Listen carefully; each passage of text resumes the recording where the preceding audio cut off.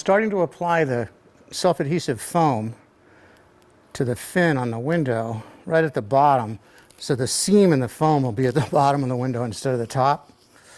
And as you get to these corners, you might find that it pays to pull the release paper off. You'll be able to turn the corner with the foam a little bit easier.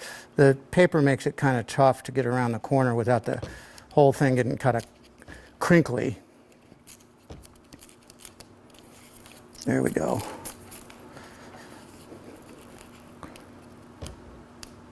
There. Makes for a much cleaner kind of installation.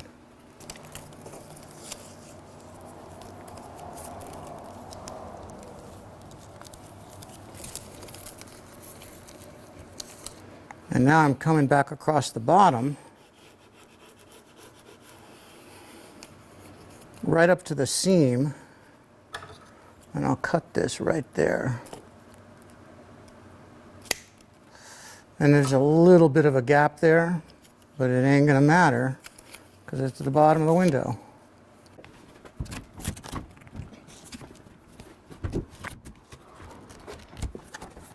Boy, what a perfect fit. That's it. When you're cutting this metal, make sure you're protecting your eyes. I'm using my face shield from my lathe too, and your ears. Ear protection, eye protection, hands, everything. This is probably the most dangerous part of the whole conversion process. I'm going to be cutting out a major section of the structure on this van. I want to get my propane locker right into here and get it right up against the side of the truck.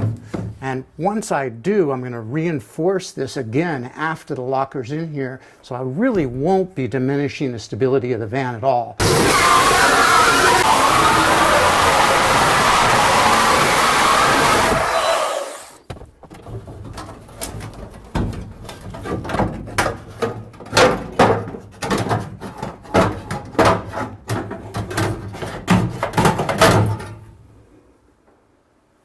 Not bad. Maybe 10 minutes to cut it out. And if I screwed up, maybe 2 days to fix it. Just kidding. So the box fits in pretty close to the side of the truck, but it doesn't touch the side of the truck. And it has to touch it so I can seal this all up tight. So I'm going to take my scribes, just a compass with a lead pencil in it, and I'm going to spread my scribes for the furthest distance from the body of the truck once I get this nice and level. And then I'll scribe the side of the box right here, right off the truck.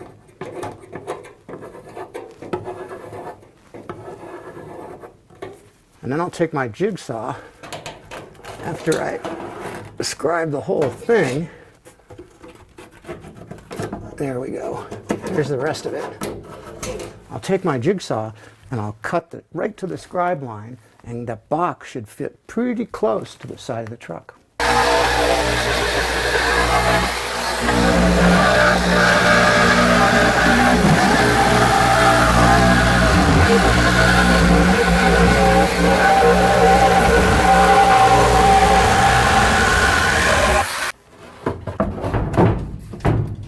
Nice. I told you before how important it is to make cardboard templates for every cutout.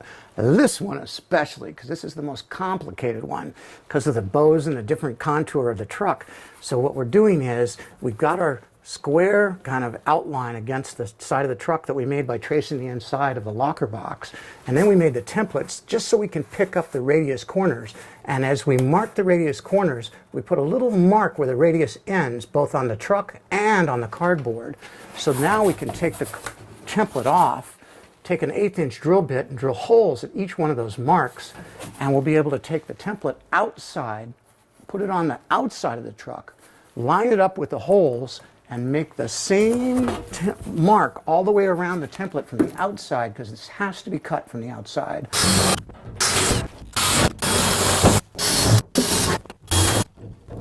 We'll use the tape line for a straight line when we're cutting, and then I'll just follow these radiuses freehand without the tape, and that'll get us close enough so that cover will fit in here.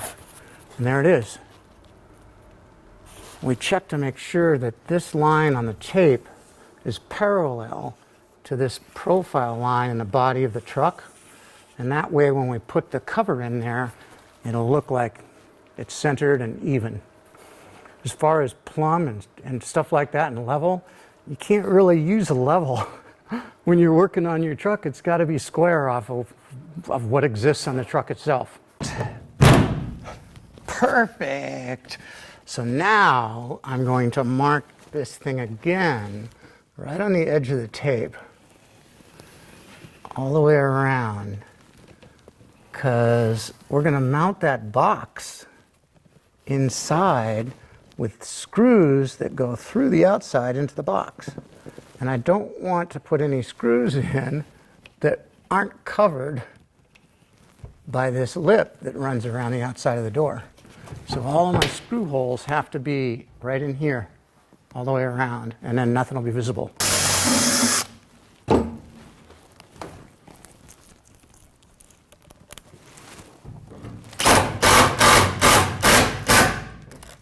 So all of these screws will be covered by the outside flange on the door.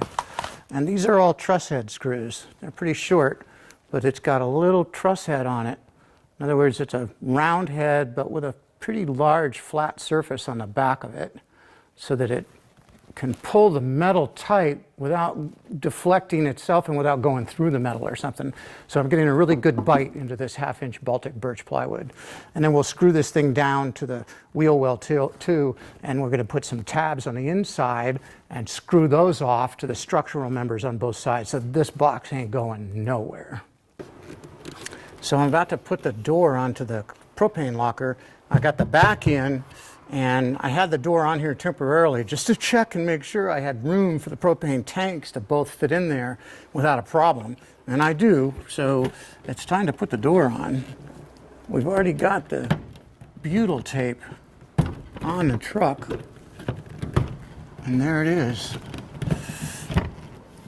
And it's a little bit proud of the door, but I'll be able to cut this off and pull it out of there once I get this secured. I just want to make sure that the door has an even reveal across the bottom here. It just needs to come up a little bit on this end and down a little bit on this end, and that'll do it. There's very little adjustment because the hole was cut right to begin with. Now I'm going to use some self-tapping screws, and on this side here and across the top, the screws are actually going to penetrate.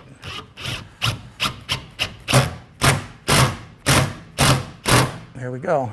It went right into the wood box as well. And now I'll catch the box at the top too.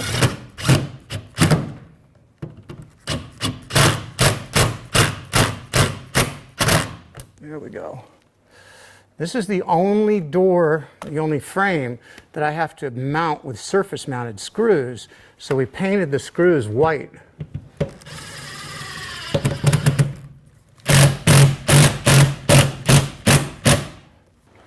And there is our propane door.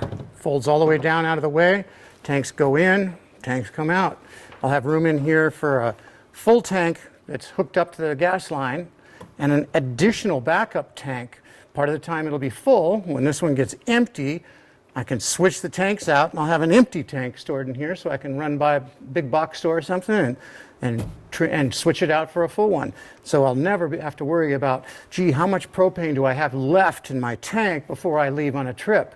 I'll always be able to empty the tank all the way down.